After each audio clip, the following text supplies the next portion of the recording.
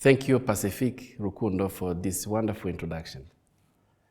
Excellency, the Ambassador of the Republic of Rwanda and Lithuania, Head of Global Affairs Group of the Ministry of Foreign Affairs, the General Director of Lithuanian Genocide and the Resistance Research Center. Dear friends, greetings from Kigali.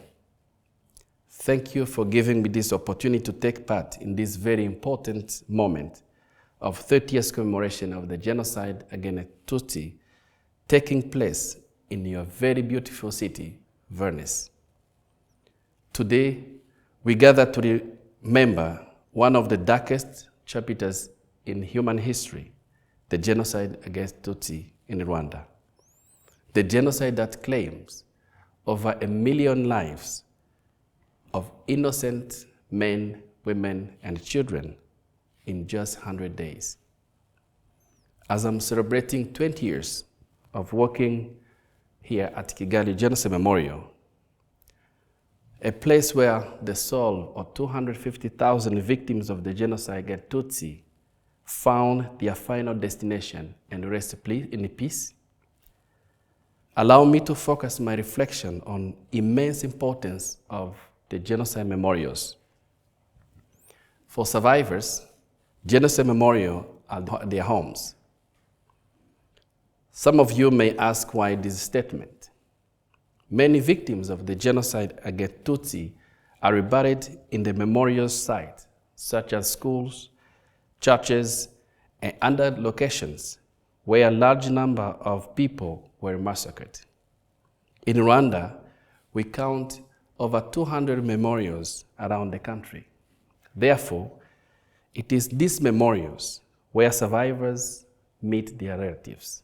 My parents, my 4 sisters, who were brutally killed on 14th of April, 1994, and my wife's mother, they are buried in one of the mass graves here at Kigali Genocide Memorial. So the Kigali Genocide Memorial is my home, but it's also my workplace. Elie Wiesel, a Holocaust survivor and Nobel laureate, once said, and I quote, "To forget the date will be akin to kill them a second time." So memorial stands as the testament to the lives that were lost, the families that were torn apart, to the communities that were shattered. They remind us of collective responsibility to preserve the memory of the victims of the genocide, to ensure that their stories are never forgotten. For survivors and descendants of the victims of genocide, memorials can provide a sense of closure and healing. They offer a space for communal mourning and collective remembrance, fostering a sense of solidarity and resilience among affected communities. Through exhibitions, testimonials, and education programs, they provide an invaluable lesson to the world, ensuring that the mistakes of the past never repeated. The archive and the documentation serve as tangible evidence of a historical truth, countering efforts of denial and revisionism. They provide irrefutable proof of the past atrocities, making it hard for individuals or groups to distort or to deny the reality of what occurred. But the memorial significance extends far beyond commemoration. Let us heed the word of Nelson Mandela, who once said, and I quote, "Education is the most powerful weapon that we can use to change the world." While I agree with this statement, we also need to think about what the kind of education that we're talking about here. We can create doctors, lawyers, and engineers, but we need to avoid to create clever killers. Those who prepared the genocide and mass atrocities, they are all educated people. So we need an education that touches both heart and minds. In this regard, the memorials are essential for touching people's hearts and educating future generations about the danger of divisive politics, discrimination, and racism.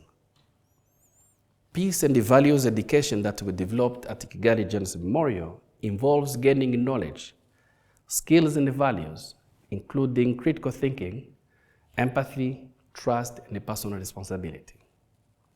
The program content and its approach were embedded in Rwandan national curriculum and reach out 2.5 million students annually. The program used a storytelling approach and bearing witness to the atrocities committed during the genocide against Tutsi. We are reminded of our responsibility to stand against injustice and to strive for a world free from hatred and violence. In a world where divisive politics, discrimination, and racism continue to threaten the fabric of society, the Kigali Genocide Memorial serves as a beacon of hope of other communities affected by conflict and violence. It demonstrates that even in the aftermath of unimaginable tragedy, humanity has the capacity to heal, to rebuild, to reconcile, and to strive for a better future. But let us not stop at remembrance and education. Let us also commit ourselves to action. As we honor the memory of the victims of the genocide against Tutsi today, let us reaffirm our commitment to never forget, to never remain silent, and to never allow such atrocities to happen again. Let's stand together in solidarity, united, our determination to build a world where all people are treated with dignity, respect, and compassion. However, for our institution to fulfill our potential, we must work together in collaboration. We must share our content and artifacts, not just within our borders, but across borders and the continent. By pooling our resources and expertise, we can reach a wide audience and have a greater impact on shaping the hearts and the minds for future generations. In this regard, I appreciate the conversation started between our embassy and the Lithuanian Genocide and the Resistance Research Center on possibility of collaboration in setting up a genocide memorial in Lithuania. We at Kigali Genocide Memorial Aegis Trust, we are open for collaboration and happy to provide any support needed for the success of this collaboration. So as we gather today, let us commit again and commit ourselves to the promise of never again. Thank you for your patience, and thank you for listening to me. Thank you.